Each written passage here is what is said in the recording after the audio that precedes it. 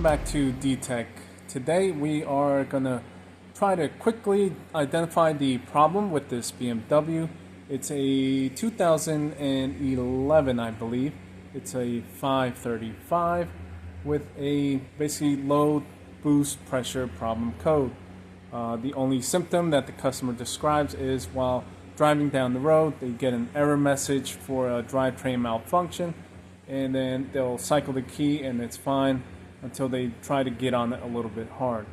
It's classic, BMW low boost pressures error situation. I've done quite a few of these, I believe, on the channel, so I don't want to get too involved with boring you guys with the same thing. But I've checked a couple things on it, and it might be something I've not gotten to pinpoint on any of the ones I've done. Now, the way that I go about testing these to check the turbo system is the DME controls basically a boost solenoid that sends vacuum to the wastegate. That's for the ones that do have a vacuum actuated wastegate system, which this one does. The newer ones have an electronic wastegate. So the way that it works is that solenoid will get vacuum supply, and then it'll duty cycle vacuum to the wastegate, and that's how it builds boost. And while simultaneously watching that, I like to watch the boost sensors on the you've got one on the charge pipe, and then you have an actual map sensor on the intake manifold. I like to watch those, and sometimes I'll add my own transducer on the intake manifold to watch the boost pressure, because sometimes the sensors will give an incorrect reading. So on this one, I'm watching the vacuum to the wastegate from the boost solenoid, and then I'm watching the two pressure sensors on the intake side. Okay, so I just pulled over, shut the car off, but haven't fully cycled the key off. I stopped as soon as we got the drivetrain malfunction message. Now a breakdown here. I also stopped the scope as soon as I pulled over and was able to. Blue channel is the pressure sensor on the charge pipe before the throttle. Red is the pressure sensor on the intake manifold.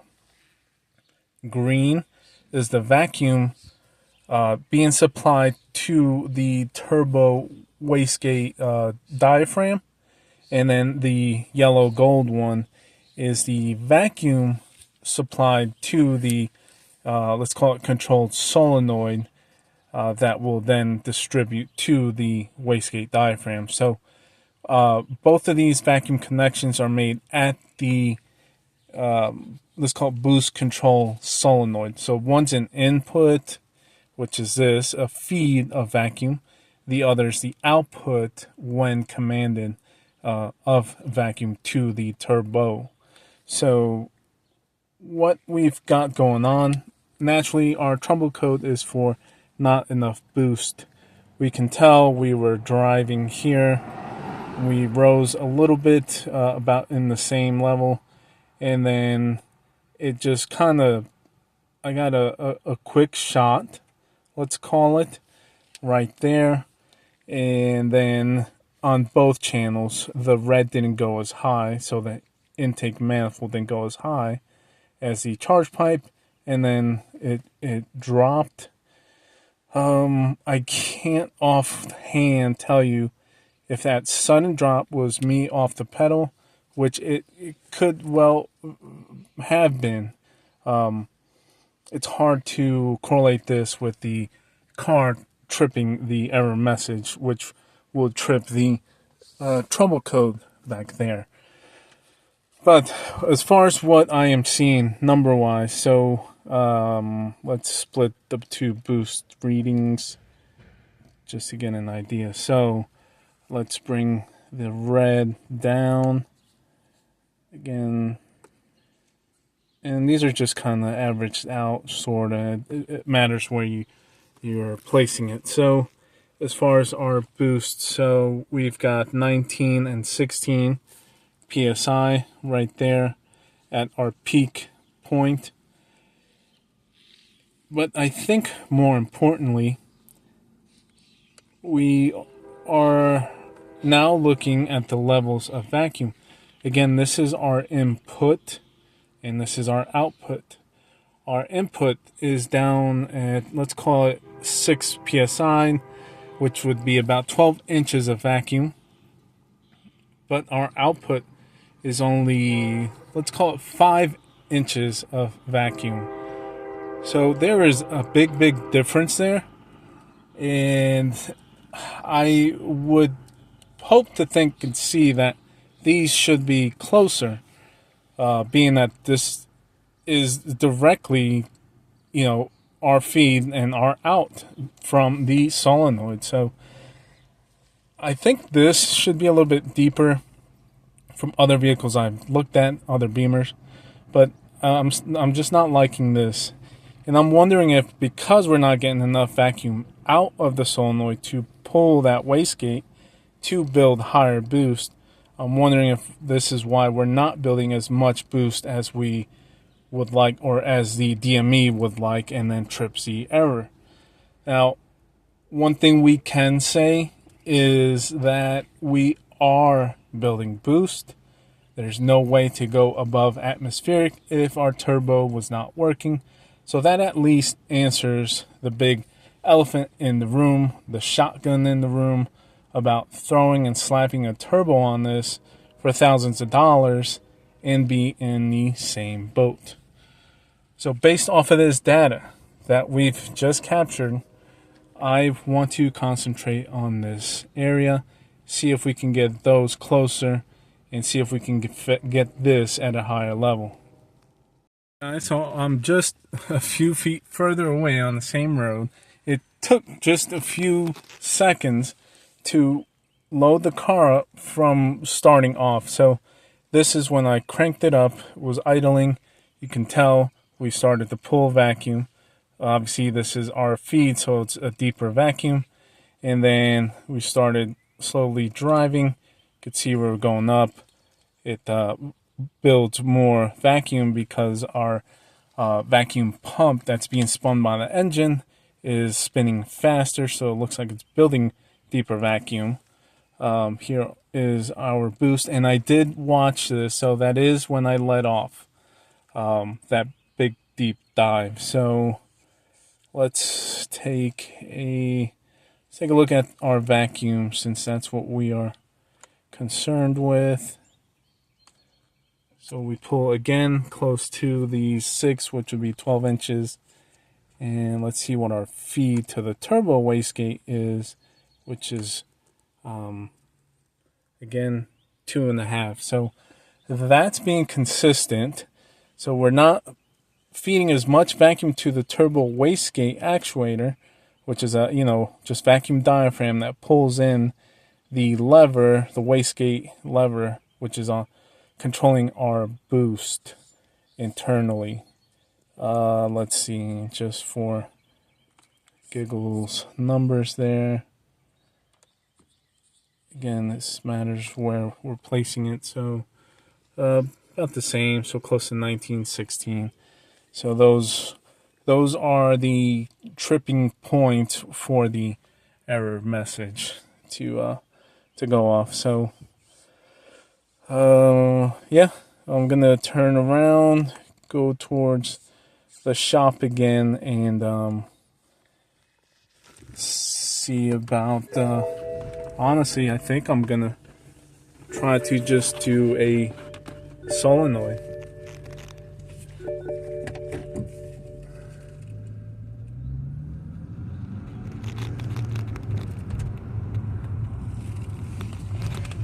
Going to try to just capture on camera, show you how quick it is. So I'm turned around. Hopefully I don't lose the laptop, but here we go.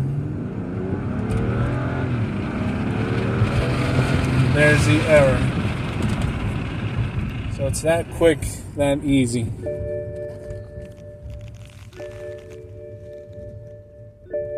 So if I were to pull over, measure those, I bet they would read the same. So there we go, just showing you how easy it is.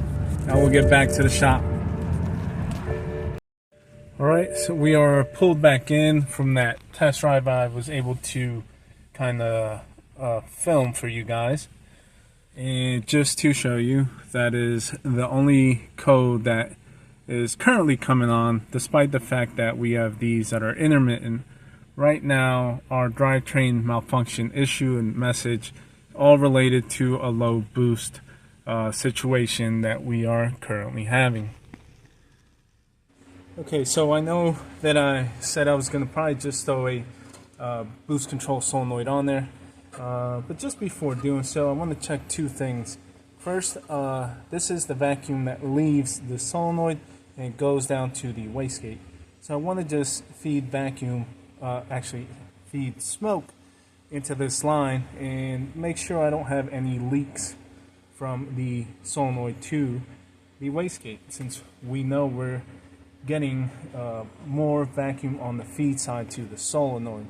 So if there's a leak on the out portion of the solenoid, it can give us that low vacuum reading that we are getting. And lastly, I do want to check the duty cycle control, which I normally do. So I'll have to tap into that. We'll go driving down the road, monitor the vacuums. We just want to make sure the DME is actuating and controlling the duty cycle of the solenoid. So first we'll go ahead and feed smoke.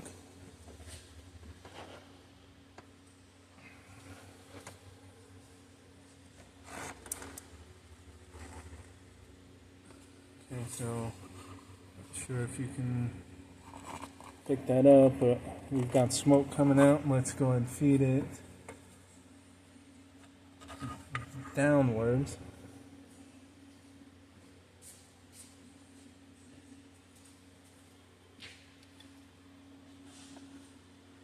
And it should be a short trip from this line down to the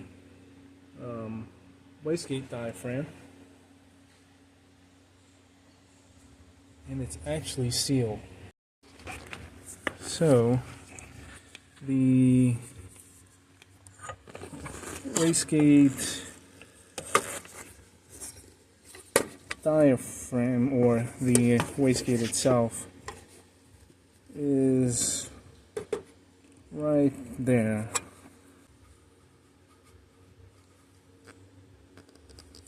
So there's the line, and it goes into the wastegate down there. So it's hard to focus, but basically it's not leaking.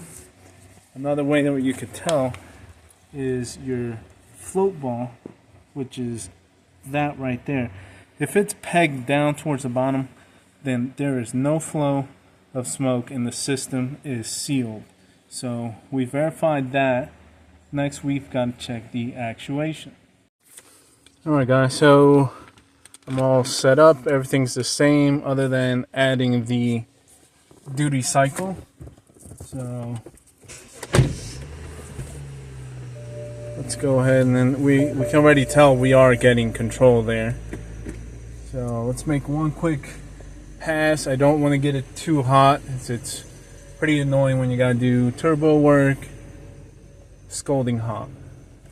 Which this one, the boost control solenoid, is right above the turbo on the cylinder head. So let's go ahead and get a good boost run.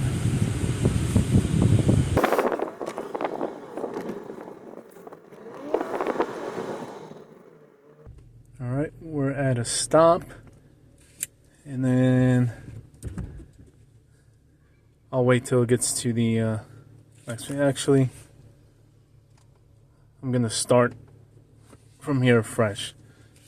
And now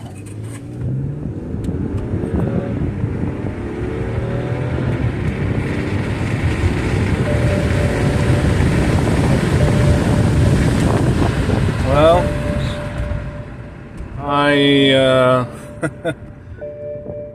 you guys just seen that. Let's Let's turn the car off.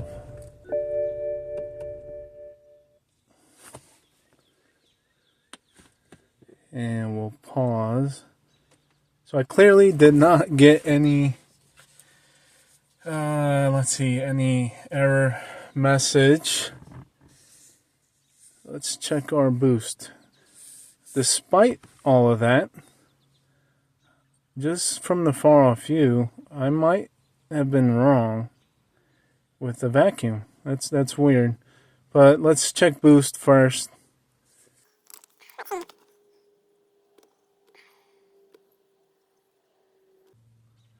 No, that's still, so I think what, that one was hitting 19 or so, 20. So if we go to the peak, that's what that one is. And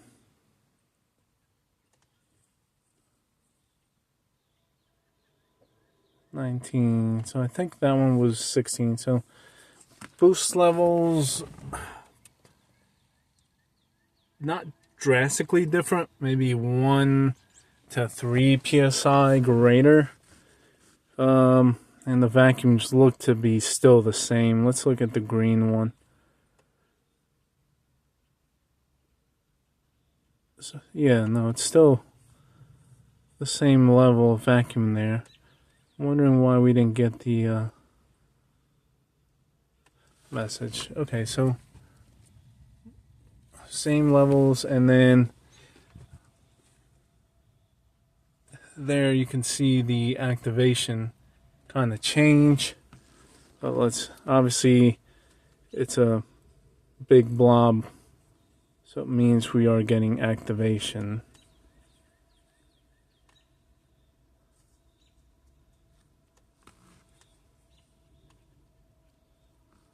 So yeah, clearly we're getting duty cycle. This was the first drive from, it sat for maybe 2-3 hours since I last brought you guys along.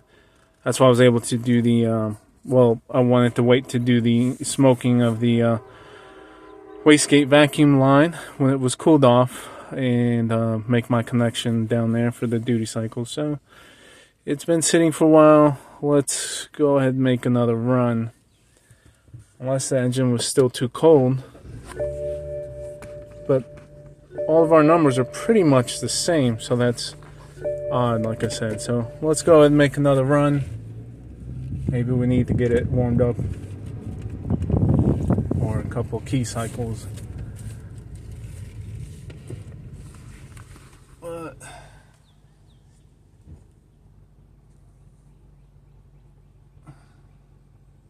there's the hungry guy there. Alright. Let's start over again.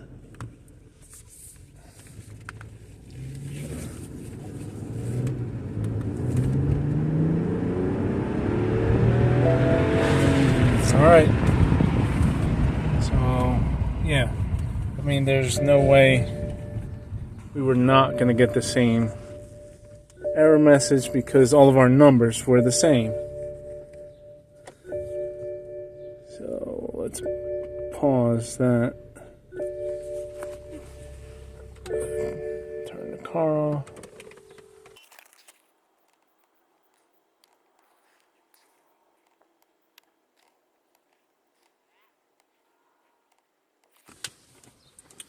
Alright, so there's a look at all of our numbers. So about, let's call it 14 inches of vacuum on the feed into the solenoid. About 6 inches of vacuums coming out, going to the wastegate. And then 16 psi boost at the manifold.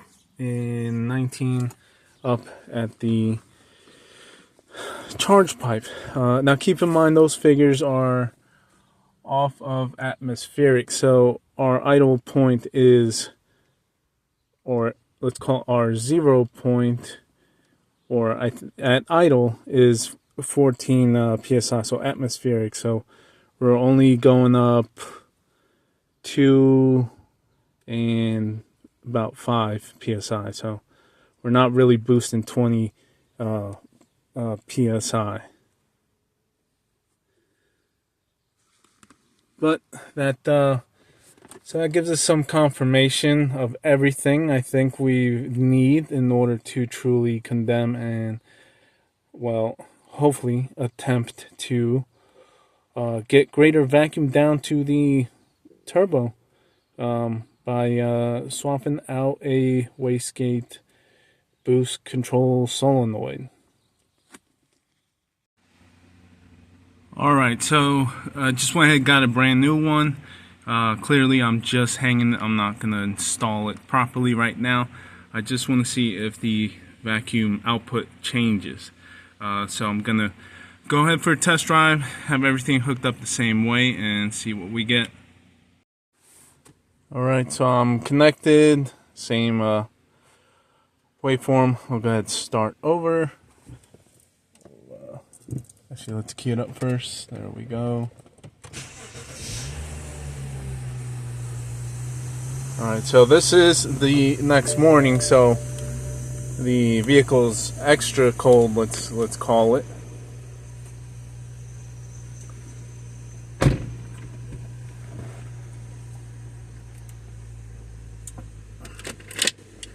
So I'm not 100% sure what's going to happen, but let's go for a ride.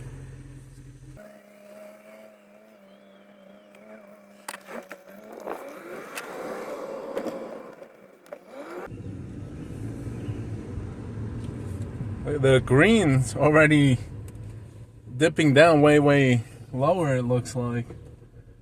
So we'll go from the start here.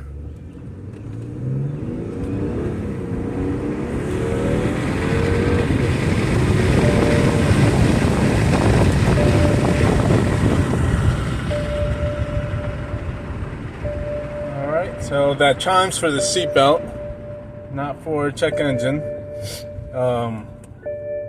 Obviously, as we learned yesterday, doesn't always take it on the first drive, especially cold. So let's just take a look. I don't know if you guys probably saw it on camera first. But we are mainly interested in the boost levels and vacuum levels. Alright, so hopefully that's a good sign. Let's get some numbers. This would be definitely cool or interesting.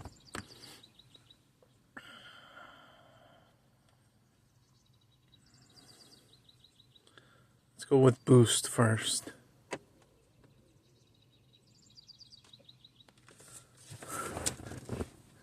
Alright, so blue's already about 5 higher than yesterday. In the red, I think that was, what, 16 or so? So close to 5 higher. So there is our boost numbers. Let's go ahead and check, I think the more important one, well, I mean the controlling one. Let's go to max level we reached, which is going to be over here. So there you go, about 18 inches. And during the boost point, let's call it, in this region, and forgive the glare, it's again next day, it's actually first thing in the morning, so I put my marker there. And so about close to 7, so about 14 inches. Big difference in our vacuum level controlling factor down to the turbo wastegate. So my hunch and gut feeling was correct, meaning that we could not build more boost because our vacuum to the wastegate was not great enough to pull that rod of the wastegate in as far, which would then close the wastegate actual valve in the turbo more. So being that it wasn't closing it as much, we were bleeding off boost and couldn't build up enough boost. And it's all there in the proof with the numbers. Just out of curiosity, and again, it is our first cold drive, but seeing these numbers, I know I don't have to go for another drive, but I probably will.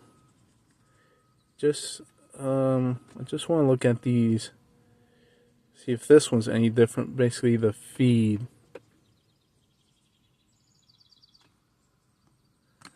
So if we look at the feed here, marked out, that is a ton more compared to yesterday. So we were even bleeding off on the feed side. So the whole unit must have a crack or a leak somewhere, and it was bleeding off basically on both sides, but we had obviously a higher vacuum level because we're connected directly to the source, which is the vacuum pump, which was keeping up with the leak, but we were still bleeding off on the feed side at the solenoid. So if I never would have switched over to looking at the output, the green, to see if that's the cause of not enough boost, then we never would have gone this route to possibly determining the solenoid. Because one could have simply just blamed the turbo of not building enough boost. Now, I don't know if I've mentioned, I did smoke test the whole charge side, the cold side, as one of my first tests, and everything was sealed up. No leaks, nothing that would make me think we're bleeding off boost on the cold side, on the charge side. So from there's why I decided to go to test how I normally would, which is check the boost pressure signals, sensors, output, to see what pressure we're getting, and then checking the vacuum to the wastegate. And so, actually, yeah, I did check the wastegate feed first. So, being that I did go there, that did start concentrating that level. Again, I thought I checked that one first, but no. But that one just verified that our low output was not due to a low input. So, this one I think is going to be a fix. I'll probably just go for another test drive. I'll actually save this one and then we'll go again. Alright, let's get ready to do our second test drive. Just to verify and call this a true fix. Again, we saw improved numbers, so I'm sure we won't have any issues.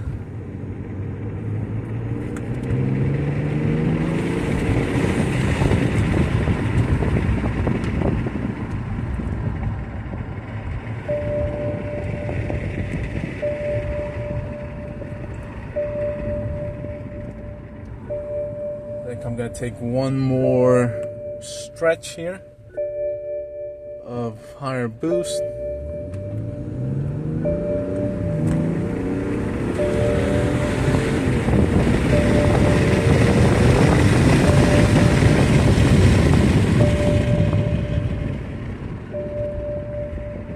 Alright, almost all the way down on the throttle. I didn't want to get too out of control, but we'll head back to the shop and just take a look at those new last numbers, and again, just wrap this one up.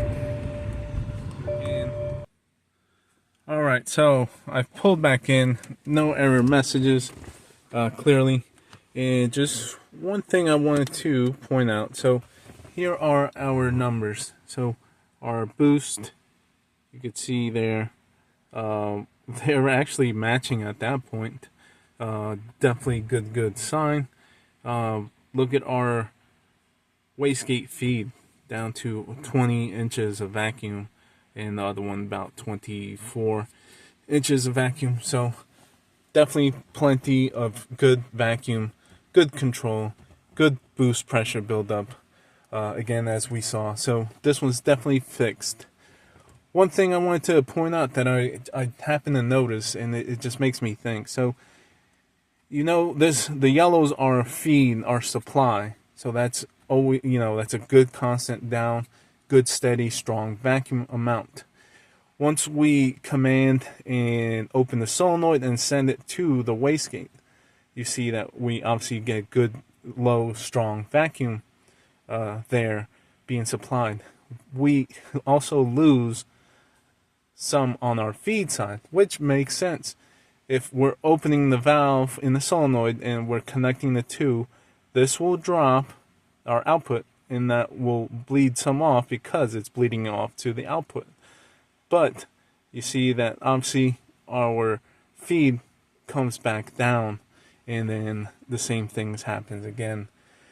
I think, and just watching that makes me think that this is probably why they use like a reservoir tank.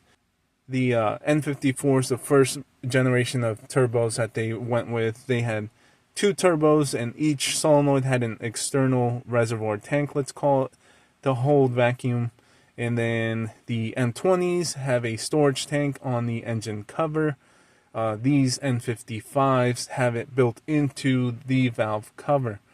The N63, the V8s, they have a tank underneath the turbos in the V of the engine. So basically what I'm getting at, I think that that's why they're using that, because of the, once you connect the two and you redirect it, you lose some, but with a storage tank, you have available vacuum to reach from to stay in that current level, supplying output to the turbo. So I hope that makes sense, and I think that's why they go that way.